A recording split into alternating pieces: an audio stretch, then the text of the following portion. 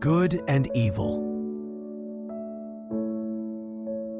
God created Adam and Eve at the beginning. They lived in a garden named Eden. He created a tree called good and evil.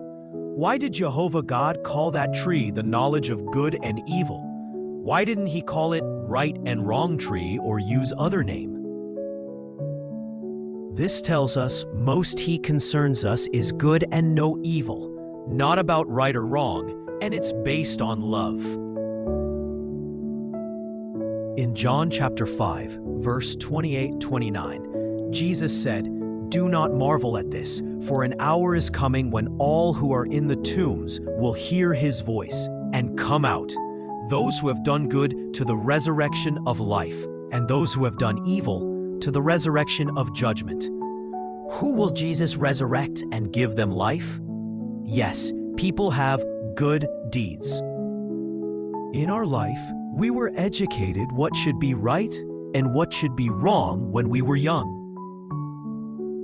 They give exams to us. You would get 100 points if your answer is right and 0 if you're wrong.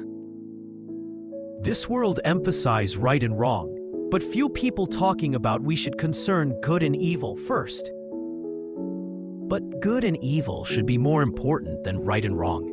Does school teach us good and evil? Do we teach our child this concept and focus on things/behavior about good and evil? Do we direct ourselves with good and no evil first, not right or wrong?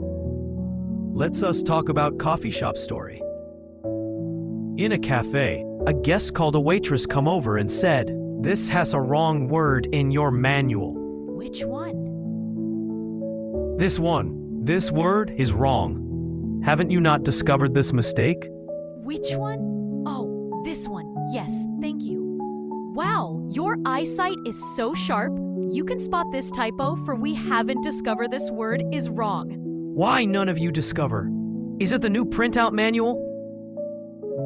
No, it has been used for a long time. Then why none of you could figure it out due to so long? Didn't you proofread it before you printed it? His wife said, What's wrong? It's not a big deal. "What's wrong? Do I have anything wrong? If I didn't figure out this wrong word to them, they should never know this typo, right?"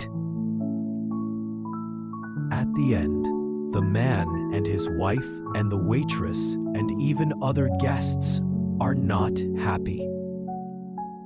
Right and wrong is important, but most God concerns us is good and no evil, not right and wrong. In Matthew chapter 22, verse 37-40, Jesus said, "And he said to him, You shall love Jehovah your God with all your heart and with all your soul and with all your mind. This is the great and first commandment. And a second is like it, you shall love your neighbor as yourself." As Christians of Jesus followers, we know these two most important commandments. If we practice commandments which show the good to others, then you will be the God's beloved child.